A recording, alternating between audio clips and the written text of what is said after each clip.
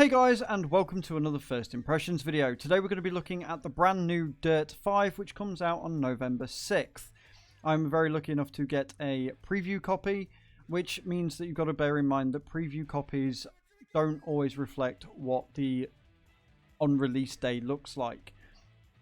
We don't know how old this preview build is, so hopefully some of the questions and concerns that I bring up today are addressed on release day. But let's have a look in the options and discuss some of my major concerns before we get into the game. Here we are in the video quality options. Now, this looks very lackluster from anybody's perspective, but more importantly, there are two key features missing here that almost ruin the game entirely for me. There are no options to change your monitor, whether you want it in full screen, borderless windowed mode, etc. That just isn't an option. And there is no FPS limit option either. This is a problem for especially content creators when you are trying to record or stream the game on a single PC setup. OBS can sometimes get a bit finicky if the FPS of the game goes above what you've got the OBS FPS set to. What I mean by this is if you set your OBS to 60 and the game decides to go above that, you can get what's known as a stutter. And what will happen is you won't drop frames, but your FPS will flicker, so it won't be stable. Generally, the quickest and easiest way of fixing that is to simply hit VSync or limit your FPS to 60 so it hard caps it.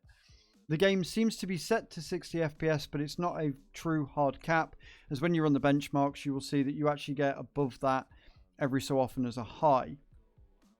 So whilst it's not terrible on high-end machines, and the flickers weren't that bad when playing today, it is something that I would like to see for two reasons. One, I would like it so that content creators can actually stream the game and it not look like ass. And two, it would be nice to see a higher FPS than 60 for when people just want to play the game and see how it can really run.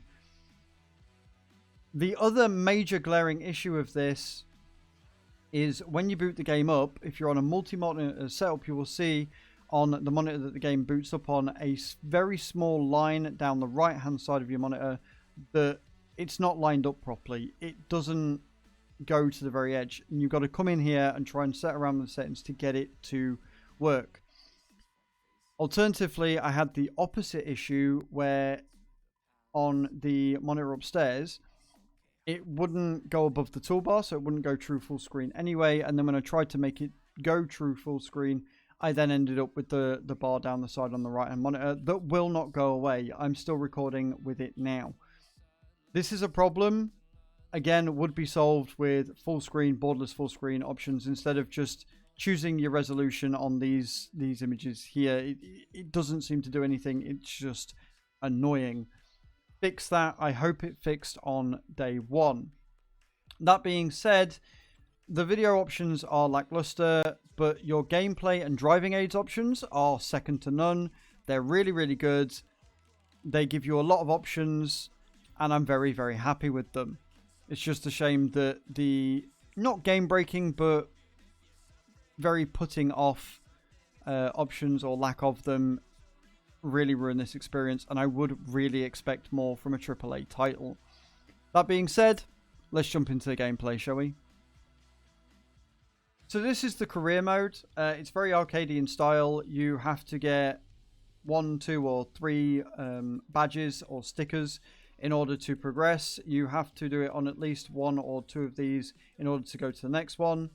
And then you get to your main events, which, you know, are a lot harder and quite interesting. I like the way that it's done this because it gives you clear progression, and I love the arcadey style. Overall, it's not a bad way to do a career. We're actually on the main events. As you can tell, I got quite far in this. There are some I just don't want to do. The sprint cars are fucking awful. They just don't control very well at all. You just end up on the side. But we're going to go to the Ultracross Italy. We're going to stay in my Ford Fiesta. I was doing this earlier and the game crashed, which is why I ended up stopping that on the stream and continuing. Load times Load times aren't brilliant either. It can take a long time to actually load into the game at all. But then once you're in, it's pretty much what you'd expect from a racing game. You've got your different views, and there are quite a few of them, which is nice. And it's very arcadey in how it drives and how it performs. It's very, very pack racy. It's very, very aggressive. The drivers will try and, knock you off.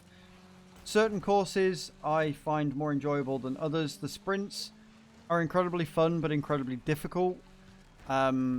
Because you can't really tell where it is you're meant to be going. And with it being quite arcadey in driving style, you can find that your car tends to get launched, which can be a little frustrating. And the cars are incredibly wide as well. So you can think you're about to clear a corner and just clip on the apex, which can not be great. The driving difficulty, I've got it set to medium at the minute, isn't too bad. It's a little bit of a challenge, but I find that once you do break out in front, you can generally, as with most racing games, really get a lead. It's something that is a bit disheartening because I'd like it to be where you're constantly fighting for first. But on the whole, it's not bad. It looks absolutely stunning. They've done a really, really good job on the just overall graphics of the place. The different courses. I've only replayed 1 or 2. So I'm hopeful that there is quite a few different amount of course choice.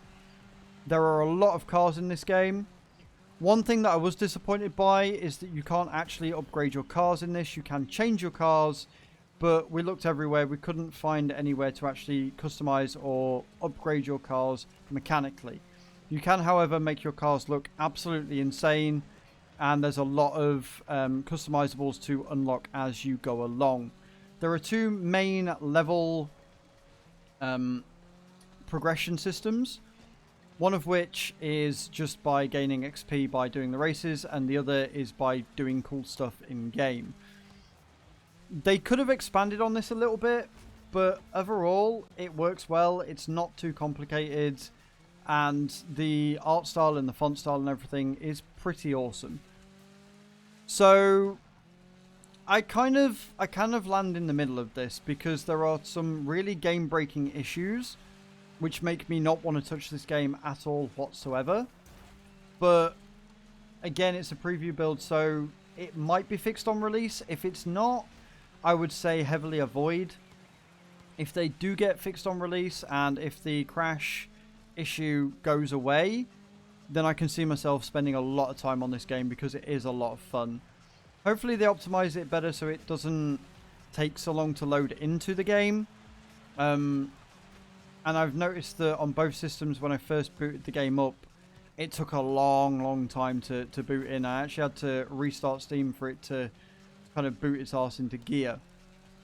But there you are. It is going to be £44.50 on Steam. And I will have an affiliate link down below for Green Man Gaming if you wish to purchase it and support the stream a little bit more as well. Thank you very much for watching this, guys. And I shall see you all next time. Ciao, ciao.